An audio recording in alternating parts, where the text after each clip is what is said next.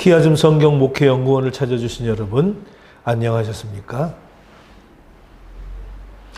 키아즘 성경 목회 연구원에서는 우리가 유튜브를 통해서 성경 속에 나타나는 우리가 키아즘 성경에 대해서 여러분들에게 안내해 드리고 있습니다. 키아즘 성경은 성경 본문 안에서 키아즘 구조를 찾아서 히브리적 사고로 성경을 해석하면서 우리가 하나님의 의도가 무엇인지를 찾아가는 그런 성경의 원리적인 해석을 여러분들에게 소개해 주고 있습니다. 성경은 모든 것이 이렇게 구조화되어져 있고요. 하나님께서 우리들에게 이 말씀을 주시면서 이 말씀 속에 하나님의 그 의도를 담겨 놓았습니다. 그것은 우리가 키아즘 구조를 통해서 정확하게 하나님의 의도가 무엇이고 또 하나님의 목적과 계획과 뜻이 무엇인지를 우리들에게 알려주고 있는 것이죠. 우리는 이런 히브리적 사고 키아즘 구조 성경을 통해서 하나님의 의도를 정확하게 찾아가고 그 본문을 제대로 이해해서 우리가 은혜로운 성경적인 삶을 이루어가는데 많은 도움을 여러분들에게 드리고자 합니다. 여러분들이 늘 키아즘 성경 목회 연구원을 사랑해 주시고 또 기도해 주시고 구독해 주셔서 참으로 감사를 드립니다. 이 말씀이 널리 퍼질 수 있도록 여러분들에게 더 많은 사람들에게 이 말씀이 전달되어졌으면 좋겠습니다. 아울러 여러분들에게 또 말씀을 드리고 싶은 것은 키아즘 성경 목회 연구원에서는 매주 목요일 키아즘 성경을 통해서 우리가 성경을 더 깊이 이해해가는 그런 과정을 매주 목요일 날 10시부터 오후 3시까지 우리가 진행하고 있습니다. 여러분들이 성경에 좀 더 깊은 이해가 필요하고 키아즘적인 성경 구조를 우리가 공부하고 싶으신 분들은 함께 참여하시면 여러분들이 더 많은 것들을 이해하고 배울 수가 있습니다. 유튜브는 시간 관계상 짧은 구절을 통해서 짤막하게 여러분들에게 보내드리고 있습니다만은 좀 더 체계적으로 우리가 연구할 수 있는 시간도 기회도 있으니까 여러분들 참여해 주시고요. 저희 키아즘 성경 목회 연구원에서는 또 페트라 사이버 신학대학을 운영하고 있습니다. 여러분 주위에서 목회자로 또는 사명자로 또 교회 사역을 위해서 여러분들이 좀 더 신학을 하고자 하시는 분들이 있다면 좀 소개해 주셔서 좀 더 좋은 훌륭한 그런 사역자가 탄생될 수 있는 그런 계기를 마련하고 있습니다. 함께 해주시면 참으로 고맙겠습니다. 그러면 오늘 제가 여러분들에게 소개해 주실 키아즘 성경의 본문을 여러분들에게 소개하도록 하겠습니다. 자, 오늘은 우리가 계속해서 이어지는 그런 내용인데요. 하나님 나라 백성된 성도들의 바른 자세에 대해서 제가 지금까지 여러분들에게 소개해 드렸습니다. 이번 시간에는 하나님 나라 확장을 위해 최선을 다하는 하나님의 나라 백성으로서 성도들의 바른 자세 6번째를 여러분들에게 소개해 드리려고 합니다. 자, 오늘 6번째 나오는 내용은 하나님 나라 확장을 위한 최선을 다하라 라고 하는 내용인데요. 이 말씀을 우리는 사도행전 1장 8절에 있는 말씀을 여러분들에게 소개를 합니다. 먼저 제가 본문의 말씀을 한번 봉독해 올리겠습니다. 오직 성령이 너에게 임하시면 너희가 권능을 받고 예루살렘과 온 유대와 사마리아와 땅끝까지 이르러 내 증인이 되리라 하시니라. 네, 이 말씀은 여러분들이 너무나도 잘 아는 말씀이라고 생각됩니다. 이 말씀이 어떻게 우리가 구조가 되어지고 해석되어지는지를 한번 살펴보도록 하겠습니다. 자, 이 키아즘 구조를 보게 되면 오직 성령이 너에게 임하시면 A와 그 다음에 너에게 권능을 받고, 그러니까 여기는 성령을 통해서 권능을 받는 일, 이것을 우리는 A와 A- 성령과 권능에 대한 내용들을 우리가 이야기하고 있는 것을 볼 수가 있겠죠. 그 다음에 B와 B-를 보게 되면 예루살렘의 온 유대와 사마리아와 땅끝까지 이르러서 내 증인이 되라. 그러니까는 땅끝까지 우리가 내 증인이 되라고 하는 것입니다. 그러니까는 우리가 여기서 이 증인되는 것을 이야기하는데 증인을 된다는 것은 성령이 우리에게 임하고 그 다음에 권능을 받고 난 후에 우리가 증인의 삶을 살 수 있다라고 우리는 키아즘 구조를 통해서 이해할 수가 있는 것이죠.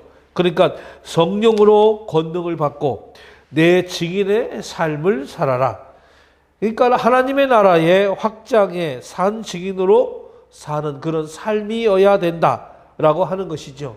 이것이 바로 하나님 나라의 백성된 성도의 바른 자세다라고 말씀을 드릴 수가 있습니다. 자, 그러면 오늘 이 내용의 이야기들을 하나하나 원어적인 관점을 통해서 우리가 한번 본문을 강의해 보도록 하겠습니다. 여러분들 이 말씀을 한번 잘 기억해 주시면 좋겠습니다. 자, 첫 번째는 오직 성령이 너에게 임하시면 권능을 받고 라는 말을 우리가 보겠는데, 자, 여기서 처음에 나오는 단어가 오직이라는 단어가 나오죠.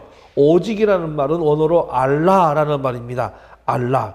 그리고 너희가 못못을 받고 라고 하면은 렘푸세스테라는 말이에요. 렘푸세스테. 그 다음에 디나민이라면 권능이라는 것이죠. 권능. 그러니까는 알라 렘푸세스테 디나민 하면은 오직 너희가 권능을 받고 이렇게 해석을 할 수가 있습니다. 그러면 먼저 여기서 오직이라는 말을 우리가 알라라고 하는데 이것은 어떤 의미를 갖고 있느냐 하면 긍정적인 의미를 강조하는 것으로 나타나는 접속사입니다. 자, 그러니까는 누가는 예수님께서 이 선교의 명령을 주신 이를 회고하면서 예수님의 이 말씀의 강조점은 종말의 때를 내가 알 바가 아니다 라고 하신 것이 아니고 너희들이 알아야 할 것은 바로 이것이다. 알라. 이것을 이야기하는 것입니다. 너희들이 알아야 할 것은 바로 이것이다. 라고 하는데 이것을 나타내고 있는 것입니다. 그래서 여기서 오직이라는 말은 알라라고 하는 말로 쓰면서 너희가 이것은 잘 알아야 한다라고 말씀을 우리들에게 해주고 있는 것입니다. 우리가 한글 성경의 번역성으로 보면은 오직 성령이 너에게 임하시면이라고 하는 것을 이렇게 수식하고 있는 것을 오직이 그것을 수식하고 있는 것처럼 보일 수가 있습니다. 그러나 원문상으로는 이 오직이라는 말은 너희가 권능을 받고 또 성령이 임하시면 여기 되어 있어서 너희가 권능을 받고를 수식하고 있습니다. 그러니까 오직 너희가 권능을 받고 이것을 먼저 수식을 하고 그 다음에 성령이 너에게 임하시면 이렇게 원문은 이야기되고 있는 것이죠. 그리고 이 문장이 본절 전체의 서두에 나오는 것은 오늘 본절의 강조점이 바로 뭐냐? 복음의 전파의 필수적인 것은 뭐냐? 권능을 받는 일이다 라고 하는 것을 우리들에게 보여주고 있는 것입니다. 그렇다면 여기서 우리가 중요한 의미를 갖는 권능에 해당하는 이 내용은 디나민이라고 얘기했죠. 이 원형은 디나미스라고 얘기합니다. 성령의 힘이나 어떤 예수의 능력과 관련되어서 사용되는 그러한 단어라고 말씀을 드릴 수가 있겠죠. 특별히 누가는 이 저설에서 이 능력, 디나미스는 예수님의 이 사역을 시작하게 한 위로부터 내려오는 어떤 능력인 성령의 힘으로 우리가 병을 고치고 또 귀신을 제어하고 또 원수와 대적할 수 있게 하는 등등 하나님 나라의 확장과 관련된 필수 불가결한 어떤 능력이다 라고 말씀을 드릴 수가 있습니다. 그리고 이 사도들의 사역과 관련하여서도 성령을 통하여 임한 그 권능은 그들로 하여금 담대히 복음을 전하게 하고 또 병자를 치유하게 하는 그런 능력이 있습니다. 또한 바울에게 있어서 이 디나미스는 하나님으로부터 오는 그런 어떤 인격적인 힘, 그것이요 또는 구원을 가져다 주는 능력으로 사도 바울은 묘사를 하고 있습니다.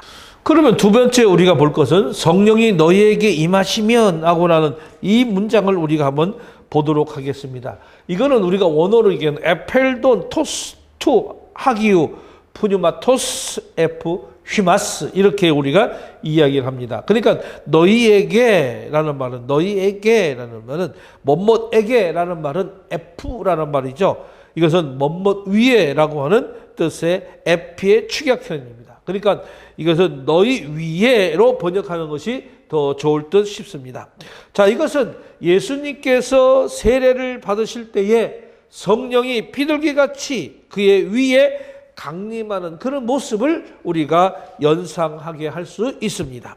자, 이 사건을 묘사하고 있는 누가복음 3장 22절에 성령의 형체로 비둘기같이 그 위에 강림하시더니, 여기에서 요 위에에 해당하는 단어 역시 바로 에피라고 하는 단어로 사용이 됐다는 것입니다. 예수님께서는 오늘 이 본문에서 동일한 전치사 이 에피를 사용함으로써 오늘 제자들로 하여금 자신에게 비둘기처럼 위에서 아래로 임한 성령 세례를 연상하도록 하신 것이다, 이렇게 이야기할 수 있고, 또 실제로 오순절 성령 강림의 모습을 묘사한 2장 3절에 각 사람 위에라고 하는 그 위에 역시 F라고 하는 단어를 사용하고 있다고 하는 것을 이 말씀을 드릴 수가 있겠죠. 그래서 오늘 이 본문의 동사 임하시면이라고 하는 동사가 바로 뭐냐면 에펠돈 토스, 요 임하시면 에펠덴 토스라고 하는 건데, 이거는 부정과거 분사입니다. 헬라어에서 이 부정과거 분사는 이 본동사의 동작보다 앞서 일어난 일을 가리키고 있는 말이죠. 그러니까 본절에서 본동사는 너희가 뭐뭇을 받고와 또는 되리라, 바로 이것이죠.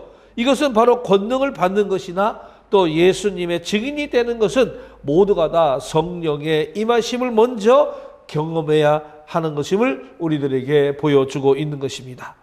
자, 그래서 오직 성령이 너에게 임하시면 너희가 권능을 받고, 자, 그러니까 우리가 성령이 먼저 우리들에게 임하면서 우리는 권능을 받아야 된다라고 하는 말씀을 우리가 정리해 볼 수가 있겠죠. 다음으로 예루살렘과 온 유대와 사마리아와 땅끝까지 이르러라고 하는 말을 보겠습니다.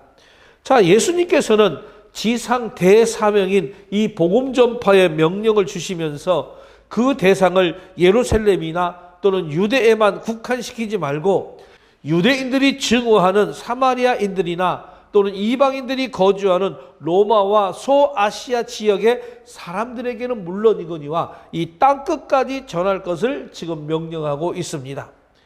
자, 그래서 1장 8절에 나오는 이러한 예수님의 명령은 사도행전 안에서 이미 실현되고 있었다라고 하는 것을 우리가 살펴볼 수가 있는 것이죠.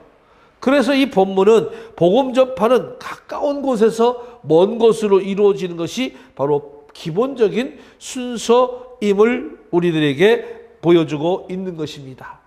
자, 그러니 제자들의 복음 전도의 사역에 있어서도 가장 먼저 복음이 전파되는 것은 제자들이 성령의 세례를 받은 예루살렘 그 지역이었다는 것이죠. 그리고 이 교회에 대한 박해가 일어나자 그리스도인들은 유대 온 지역으로 퍼져나가서 복음을 전하게 되었던 것입니다.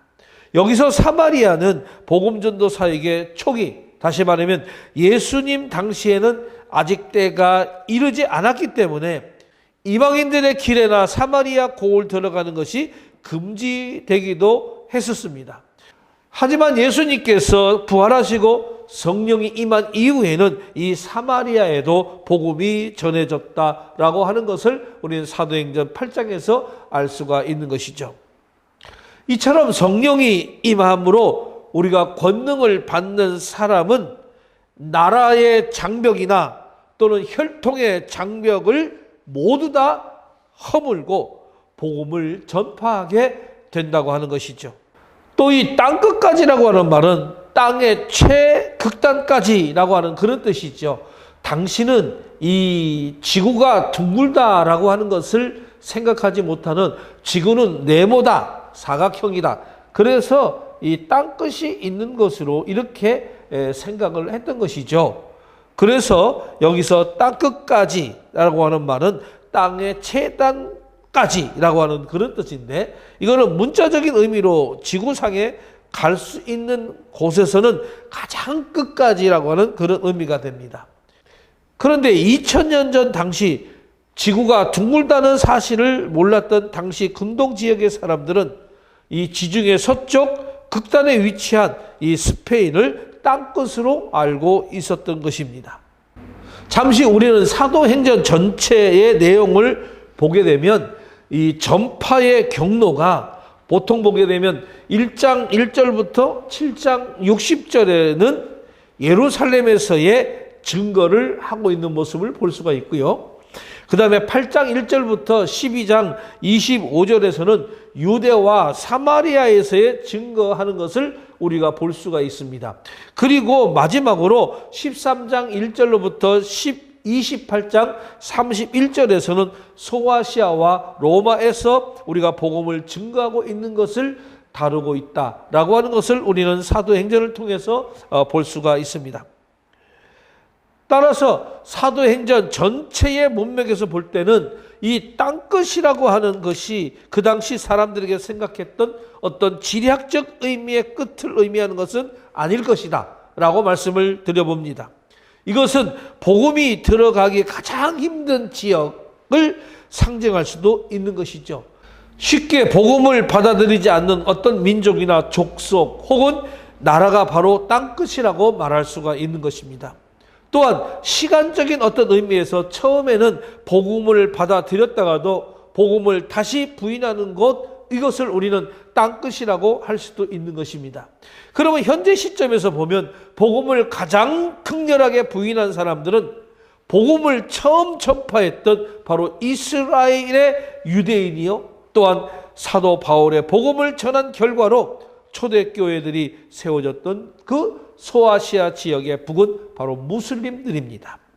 따라서 이들을 땅끝이라고 우리가 생각할 수도 있다라고 말씀을 드릴 수가 있는 것이죠.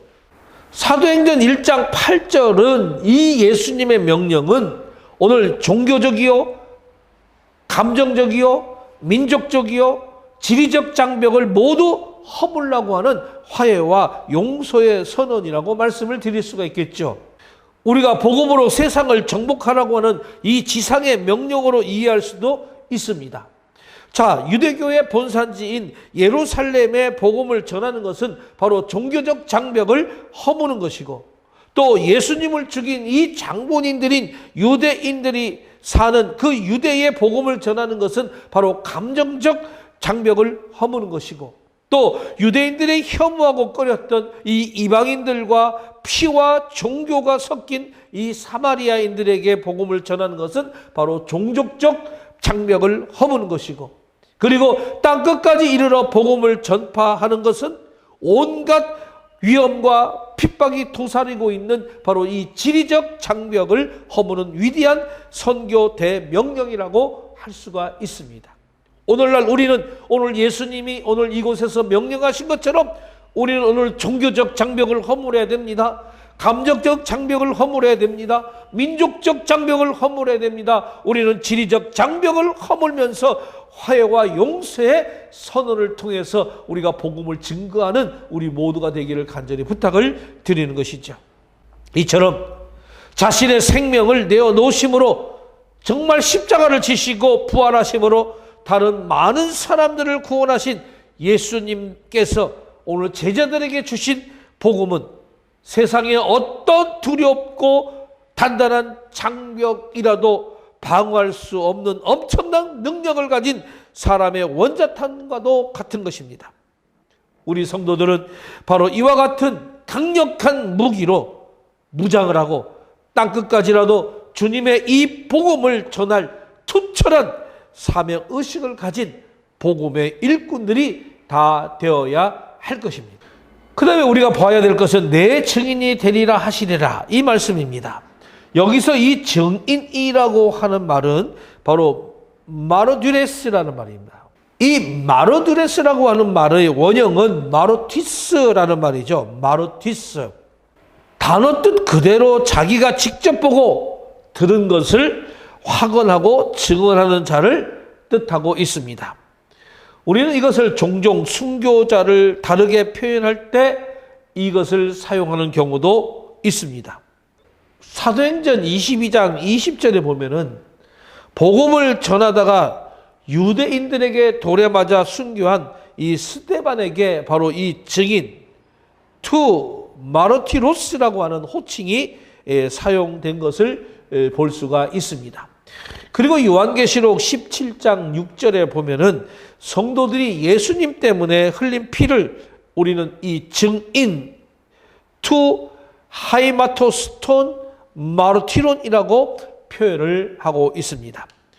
그러므로 오늘 이 본문에서 바로 이 증인이 된다고 하는 말은 예수님에 대해서 입으로 증거할 뿐만이 아니라 자신의 삶과 온 생명까지 다해서 증거하는 그런 사람이라는 것을 의미합니다. 자, 그래서 이 마르티스라고 하는 단어는 원래 이렇게 우리가 이야기될 수 있어요. 이렇게 호수가 있습니다. 호수가 있는데 사람이 여기서 돌을 탁 던지게 되면 이 파장이 이렇게 일어나게 되고 이 돌을 밑으로 쭉 깔아져서 땅바닥으로 강바닥 밑으로 호수바닥 밑으로 내려가게 되는 거죠. 이런 현상을 마르티스라고 이야기를 합니다. 그러니까 결국 자기 자신은 순교를 하고 죽고 그 다음에 물론 이렇게 사방으로 퍼지는 것이죠. 이것이 증인입니다.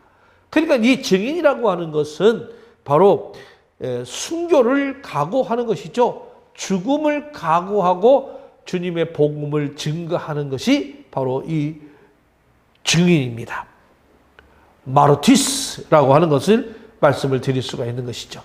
그러니까 엄격하게 말하면 우리가 이 증인이라고 하는 것은 순교와 연관이 되어지고 고통과 고난을 통해서 피를 보는 피가 묻어있는 단어가 바로 마르티스라고 하는 단어입니다. 우리가 증인이 된다고 하는 것은 보통 각오로 되는 것이 아닙니다.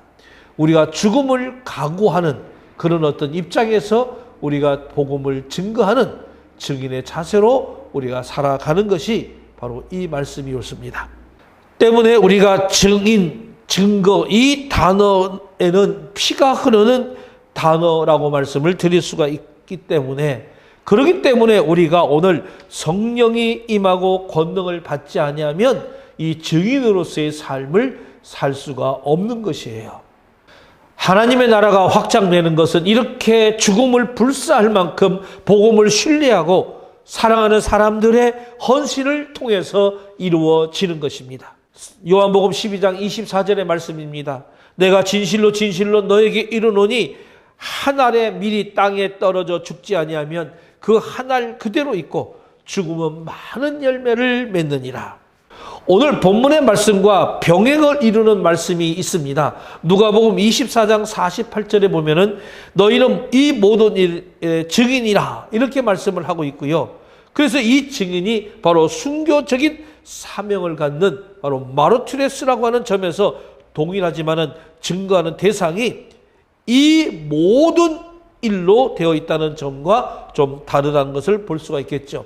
그리고 누가복음 24장 48절에 이 모든 일은 문맥상 그 앞에서 언급된 어떤 구약에서부터 예언되어 온 그리스도로서의 예수께서 인류의 구원을 위해서 죽으시고 부활하셨고 그의 이름으로 죄사함을 얻게 하는 회개가 전파되는 그런 일입니다. 누가는 앞서 누가복음에서 복음 전체를 요약하는 말이 바로 이 모든 일, 이 본문에서 단 한마디로 요약해서 나, 곧 예수라고 그렇게 이야기를 하고 있는 것입니다.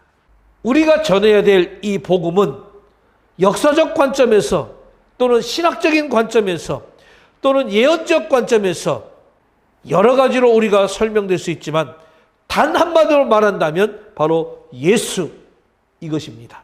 그리고 본문에 이 되리라라고 하는 말이 나오는데 이 되리라는 말은 에세스테, 이 에세스테라고 하는 말은 원형은 에이미라고 하는 말입니다. 이거는 직설법 미래 시제로 명령형 현재 시제로도 볼 수가 있는 그런 형태죠. 미래형으로 볼 경우에는 예수께서 제자들에게 세계 도처로 나가서 이 복음을 전파자가 될 것을 예언하신 것이라고 볼 수가 있는 것이죠. 그리고 반면에 이게 명령령으로 볼 경우는 복음을 전파해야 된다고 하는 필연적인 임무를 지는 그런 어떤 명령이 되는 것입니다. 그러니까 우리가 땅끝까지 복음을 증거해야 한다고 하는 우리는 증인으로서 필연적인 의미를 가져야 된다는 것입니다. 이것이 바로 예수님의 오늘 우리들에게 주시는 선교 대명령인 것이죠. 본문의 말씀을 다시 한번 우리가 정리해 보도록 하겠습니다. 본문에는 예수님께서 당신 제자들에게 오직 성령이 너희에게 임하시면 너희가 권능을 받고 예루살렘과 온 유대와 사마리아와 땅끝까지 이르러 내 증인이 되라고 그렇게 말씀을 하셨습니다. 여기서 우리가 특별히 좀 주목해야 할 말씀이 있습니다. 그것은 바로 예수 그리스도의 제자들이 물론 예루살렘과 온 유대와 사마리아와 땅끝까지 이르러 주님의 증인이 되기 위해서는 반드시 그 전에 성령이 임하셔서 그 제자들에게 권능을 주셔야만 한다는 사실이 옳습니다. 주님의 증인이 되기 위해서는 반드시 성령님께서 주시는 그 권능을 우리는 받아야 한다는 것이죠. 그 권능을 받지 않으면 절대로 참된 복음의 증거자가 될 수가 없는 것입니다. 왜냐하면 복음이란 인간의 말과 또는 어떤 재주로 증거할 수 있는 그런 성질의 것이 아니기 때문에 그렇습니다. 그것은 아주 신령한 것입니다. 그래서 오직 신령한 능력에 의해서만이 우리가 이해되고 받아들여질 수가 있다는 것입니다. 고린도전서 2장 13절 14절에서 사도 바울은 이렇게 말합니다. 우리가 이것을 말하거니와 사람의 지혜에 가르치는 말로 아니하고 오직 성령의 가르치신 것으로 하니 신령한 일은 신령한 것으로 분별하느니라. 육에 속한 사람은 하나님의 성령의 일을 받지 아니하나니 저희에게 미련하게 보일 것이며 또 깨달지 못하나니 이런 일은 영적으로야 분별함이니라. 물론 이 말이 복음 증거에 인간의 노력이 필요하지 않는다는 말은 아닙니다. 복음을 효과적으로 증거하기 위해서는 언제나 많은 노력과 투자가 필요한 것은 사실입니다. 만약 이 언어가 다른 사람들에게 복음을 전하려고 한다면 먼저 그들과 의사소통을 가능한 정도의 언어를 습득하지 않으면 안 되는 것이죠. 또 문화가 전혀 다른 사람들에게 복음을 전하려면 그들의 문화를 우리가 이해하기 위해 될 수 있는 대로 많은 정보를 수집하는 일이 필요합니다. 그뿐만 아닙니다. 물자가 부족한 지역에서는 오랫동안 우리가 체류하면서 복음을 전하기 위해서는 많은 어떤 물질적인 후원이 필요하고 또 풍토병이 많은 지역에서는 복음 전파할 때는 의료적인 어떤 지식과 충분한 의약품 그리고 그러한 풍토병을 이겨낼 수 있는 강인한 체력과 정신력이 필수적입니다. 하지만 그럴지라도 그런 것들은 어디까지나 다 부수적인 것에 불과합니다. 아무리 우리가 유창하게 말을 잘하고 아무리 복음을 듣는 사람들과 친밀한다고 해도 성령께서 주시는 권능을 힘입지 못한다면 진정한 복음의 증거자가 될 수가 없다라고 하는 사실이 옳습니다. 그들이 전하는 복음의 윤리적 어떤 도덕적 교훈은 될 수 있을지 모르겠지만은 생명을 살리는 영혼의 양식은 될 수가 없다라고 하는 사실입니다. 논쟁의 재료는 될 수 있을지언정 헌신의 동기는 될 수가 없다라고 말씀인 것입니다. 그러므로 우리 모두가 진정으로 주님의 증인되기를 원하신다면 정말 생명의 복음을 전하는 그런 모든 사람들이 되기를 원하신다면 우리는 먼저 하나님께 성령을 부어달라고 기도해야 할 것입니다. 성령께서 주시는 이 권능을 힘입을 수 있도록 해달라고 우리는 간구해야 할 것입니다. 그래서 성령 충만한 자가 모두 되시기를 바랍니다.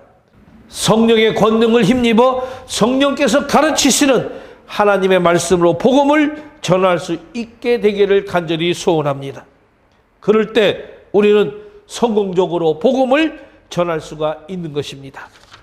그럴 때 우리 모두는 진정으로 생명을 살리는 위대한 하나님의 일꾼이 될 수가 있는 것입니다. 사명자가 될 수가 있는 것입니다.